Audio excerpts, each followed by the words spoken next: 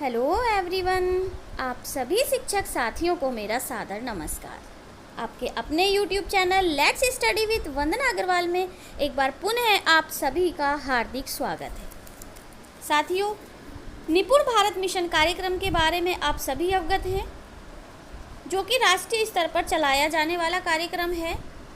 इससे संबंधित कुछ महत्वपूर्ण प्रश्न आज मैं आपके लिए लेकर आई हूँ, जो इस मिशन से संबंधित बहुत सारी जानकारी आपको प्रदान करेंगे। तो मिशन निपुण भारत कार्यक्रम के बारे में अच्छी जानकारी रखने के लिए एक बार वीडियो को पूरा अवश्य देखें। वीडियो अच्छा लगे तो कृपया इसे ज़्यादा से ज़्यादा लाइक और शेयर करें, और अगर आप चैनल पर पहली बार आए हैं तो कृपया चैनल को सब्सक्राइब कर लें। तो अब देर न करते हुए हम जल्दी से देख लेते हैं निपुण भारत मिशन कार्यक्रम के बारे में आवश्यक जानकारी। देखिए, भारत निपुण योजना को कब लागू किया गया है, सबसे पहला क्वेश्चन है ये। तो इसका जो सही जवाब है वो है 5 जुलाई 2021। भारत निपुण योजना को 5 जुलाई 2021 को लागू किया गया है। अब हम नेक्स्ट क्वेश्चन देख लेते हैं, भारत निपुण योजना को किसने लागू किया। तो इसको किसने लागू किया था? इसको केंद्रीय शिक्षा मंत्री श्री रमेश पोखरियाल निशंक जी ने लागू किया था। नेक्स्ट जो हमारा क्वेश्चन है वो है, भारत निपुण योजना का लक्ष्य क्या है। तो देखिए, इस योजना का जो लक्ष्य है वो है ग्रेड 3 के अंत तक मूलभूत साक्षरता और संख्या गणना का लक्ष्य, यानी कि ये क्लास 3 तक है। तो इसका जो मूल लक्ष्य है वो है ग्रेड 3 के अंत तक मूलभूत साक्षरता और संख्या गणना। अगला हमारा क्वेश्चन है, भारत निपुण योजना का उद्देश्य क्या है।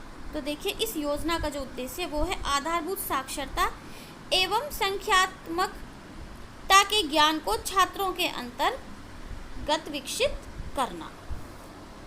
आधारभूत साक्षरता एवं संख्यात्मक ज्ञान को छात्रों के अंतर्गत विकसित करना।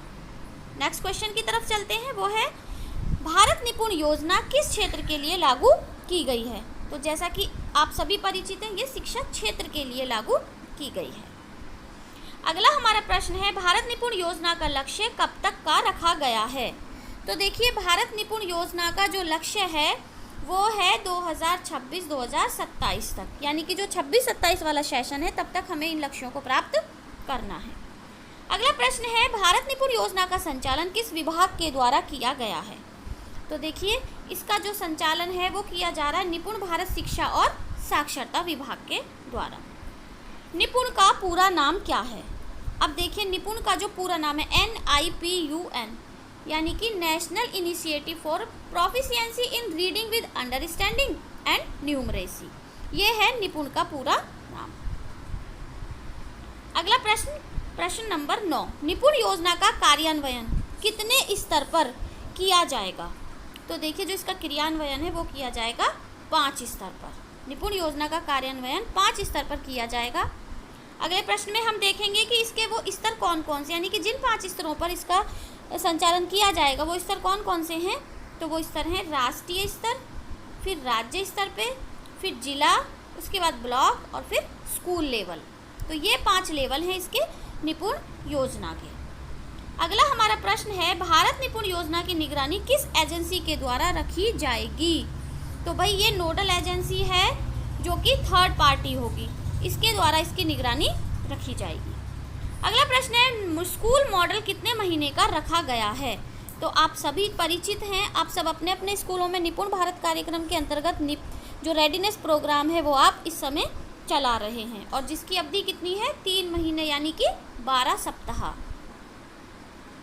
स्कूल मॉडल के द्वारा किन्हें मदद मिलेगी। तो अब देखिए, इसके द्वारा मदद किसको मिलेगी भाई। इसके द्वारा जो मदद मिलेगी वो मिलेगी बच्चों को प्री स्कूल शिक्षा में मदद, क्योंकि पहली बार ऐसा हुआ है कि हमारे स्कूलों में कक्षा 1 से पहले बाल वाटिका करके जो कक्षा स्टार्ट की गई है वो बिल्कुल प्ले स्कूल की तरह कार्य करेगी।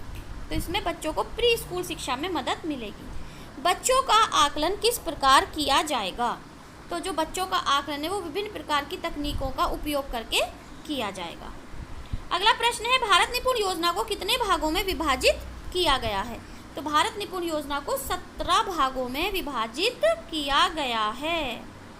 भारत निपुण योजना को क्यों शुरू किया गया है?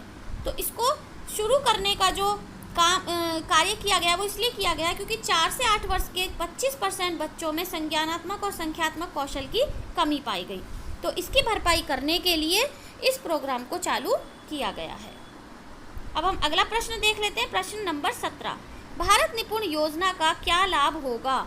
तो भाई देखिए, इसका जो लाभ है वो क्या होगा? इसका जो लाभ होगा वो होगा शिक्षा की गुणवत्ता में सुधार। अगला प्रश्न है हमारा, भारत निपुण योजना की मुख्य विशेषता क्या है? तो देखिए, भारत निपुण योजना की मुख्य विशेषता क्या है?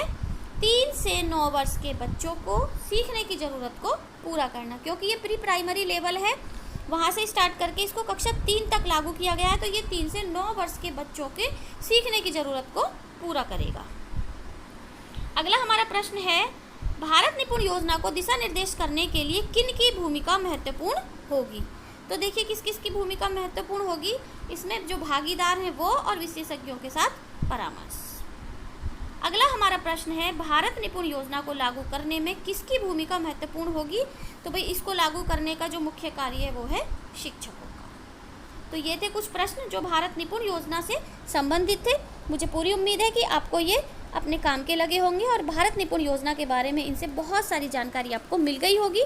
और इस योजना के बारे में और विस्तृत जानकारी के लिए मेरे अगले वीडियो का इंतजार कीजिए। धन्यवाद।